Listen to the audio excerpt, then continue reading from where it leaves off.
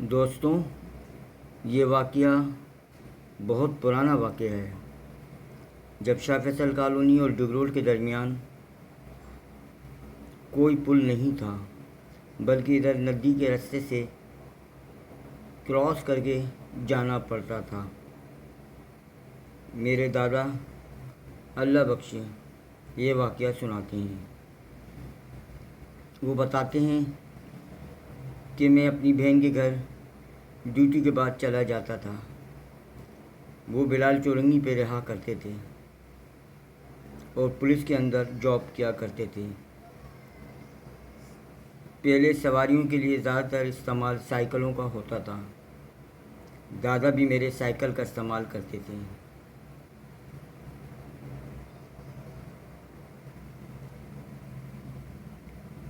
ایک مرتبہ دادا بتا رہے ہیں کہ بہن نے زبردستی ان کو کھانے کے لیے روک لیا۔ بہت بہنوئی اور بہن کے اصرار پر دادا میرے رک گئے اور کھانا کھاتے کھاتے شام کے 7:30 بج گئے، یعنی مغرب بھی ہو چکی تھی۔ سردیوں کی راتیں تھیں، کڑاکے کی سردی تھی۔ دادا میرے اللہ حافظ کر کے اپنے گھر کی طرف گامزن ہوئے۔ حسب معمول وہ ایسے ہی جاتے تھے۔ سائیکل پہ جب وہ جا رہے تھے تو جیسے ہی ندی میں سائیکل آئی تو ایک بچہ تقریباً 9 یا 10 سال کا رستے میں کھڑا ہوا تھا۔ اس نے دادا کو کہا کہ آپ مجھے تھوڑا آگے تک چھوڑ دیں۔ دادا میرے رحم دل بھی تھے۔ انہوں نے کہا اس گپ اندھیرے میں یہ بچہ پریشان ہو رہا ہے اور سردی بھی بہت زوردار ہے۔ بچے کو کہا بیٹا آپ پیچھے بیٹھ جائیں۔ وہ بچہ پیچھے بیٹھ گیا۔ دادا نے سائیکل چلانا شروع کری۔ سائیکل تو جیسے روٹین میں چلتی ہے ویسے چل رہی تھی۔ تھوڑی دیر بعد سائیکل کا ویٹ بڑھنے لگا اور ایسا لگنے لگا، دادا کو محسوس ہونے لگا کہ ایک نہیں بلکہ 2-3 بندوں کو اٹھا کے وہ سائیکل چلا رہے ہیں۔ جب انہوں نے پیچھے مڑ کر دیکھا تو وہ ہکا بکا ہو گئے۔ وہ حیران ہو گئے کہ وہ بچہ ایک بہت طویل قد کا بچہ بن چکا تھا اور بہت جاندار بچہ بن چکا تھا۔ دادا نے بلا ڈرے آیت الکرسی کا اور وظیفہ شروع کر دیا۔ آیت الکرسی پڑھتے رہے۔ تھوڑی دور جا کے اس بچے نے اپنے آپ کو نارمل کر لیا۔ جیسے پہلے کنڈیشن میں تھا ویسے ہی وہ بچہ اپنی کنڈیشن پہ دوبارہ آ گیا۔ آیت الکرسی کی برکت تو پھر برکت ہے۔ دادا نے بچے کو اتارا اور کہا بیٹا یہ رہی آپ کی منزل، جہاں آپ نے مجھ سے کہا تھا چھوڑنے کا، میں نے آپ کو چھوڑ دیا۔ اس نے میرے دادا کو کہا ولی خان۔ میرے دادا حیران ہو گئے کہ میں نے تو اس کو اپنا نام بتایا نہیں، کوئی تعارف کرایا نہیں، اس نے ڈائریکٹ میرا نام ولی خان کیسے لیا؟ دادا بڑے حیران تھے۔ اس بچے نے اپنی جیب سے کچھ کوئلے نکالے اور میرے دادا کی خدمت میں دیے اور کہا یہ لو، یہ ہماری طرف سے جو تم نے ہمیں سواری دی، جو تم نے ہماری مدد کری، یہ اس کا انعام ہے۔ دادا میرے حیران ہوئے، بھلا کوئلے بھی کوئی انعام ہوتے ہیں؟ انعام تو کچھ اور ہوتا ہے۔ بہرحال دادا نے وہ کوئلے آگے جا کے پھینک دیے۔ گھر پر آئے۔ گھر پر آنے کے بعد انہوں نے دادی کو یہ سارا ماجرا بتایا۔ دادی کہنے لگیں ولی خان تم بہت سیدھے انسان ہو، وہ کوئلے نہیں تھے، وہ سونا تھا۔ دادا بڑے پریشان ہوئے، حیران ہوئے، یہ کیسے ہو سکتا ہے؟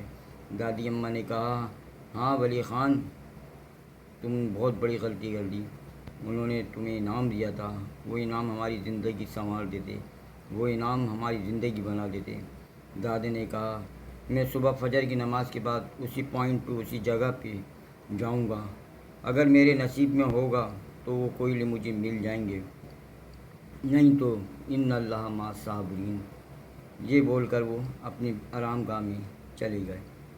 جب صبح بیدار ہوئے تو انہوں نے فجر کی نماز ادا کری اور نماز کر کے حسب معمول ڈیوٹی کے لیے نکلنے لگے۔ اب ڈیوٹی کا رخ ان کا اسی منزل کی طرف تھا، اسی जहाँ कोयलों को उन्होंने फेंका था।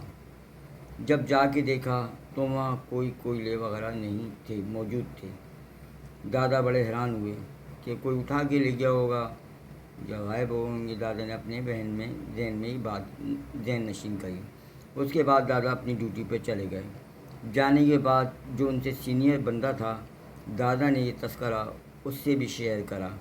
उसने भी दादा को बजस्ता यही कहा, वली ख़ान तुम किस्मत के धनी इंसान हो, ये मौका बहुत खुश नसीब लोगों को मिलता है। तुम्हारी कोई नेकी थी, तुम्हारी कोई अच्छाई थी, जिसकी वजह से वो बच्चा तुम्हारे लिए एक फरिश्ता बनकर आया था, और आकर उसने तुम्हें ये जो कोयले दिए थे वो वाकई में तुम्हारी घर वाली सही बोली, वो कोयले नहीं वो सोना था। दादा कहने लगे, चलो भाई, जब नसीब में नहीं हो तो कोई बात नहीं होती। ये कहकर दादा ने उस चैप्टर को क्लोज़ कर दिया और अपनी ज़िंदगी में वापस यानी कि उसी रूटीन पे आ गए जिस रूटीन पे आते थे। दूसरे दिन जब वो अपनी बहनोई के घर गए, हफ्ते में 2-3 दिन लाजमी जाते थे। रास्ते में उनका घर आता था। जाकर उन्होंने अपनी बहन को ये सारा माजरा अल्फाज टू अल्फाज बयान किया। बहन भी बड़ी सरप्राइज़ और खुश हुई और कहने लगी, पैसा तो आने जाने वाली चीज़ है भाई, कोई बात नहीं। यह है कि तुम्हारी मुलाकात एक ऐसी मखलूक से हो गई, ऐसे मखलूक से हो गई है जो बहुत कम लोगों को नज़र आती है। बहरहाल अपना ख्याल करना, और अब हम आपको खाने के लिए जब रोकेंगे जब आपकी नाइट ड्यूटी होगी, वरना मॉर्निंग में हम आपको नहीं खाने के लिए फ़ोर्स करेंगे। दादा और उनकी बहन बहुत हंसी मजाक करने लगे आपस में, और इसी तरीके से दादा ने फिर वहाँ से अलविदा कहा। और दादा मगरिब से पहले पहले वो नदी क्रॉस कर लेते थे। जो लोग ये वीडियो देख रहे हैं या सुन रहे हैं, उनको ये पता होगा कि बाग़ कोरंगी शाह फैसल कॉलोनी के दरमियान यानी कि एक नदी थी, उसमें झाड़ियाँ थीं, बहुत ख़तरनाक तरह का रास्ता था वो। जब ये पुल नहीं बना था तो लोग बाग नीचे से ही सफ़र करते थे, और डिग रोड, मलीर, शाह फैसल कॉलोनी, दीगर तमाम गुलशन वगैरह भी वो निकलता था रास्ता, जाते थे।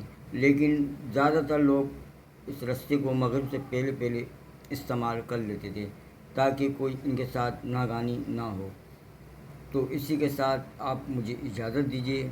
इंशाअल्लाह ताला जैसे ही कोई मेरे दिमाग में वाक़या या किस्सा आता है तो मैं आपसे शेयरिंग ज़रूर करता हूँ।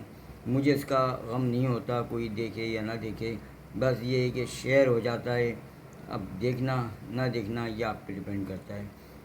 उम्मीद है आरिफ ख़ान के साथ आप हो और आरिफ ख़ान आपके साथ है। अल्लाह हाफिज़।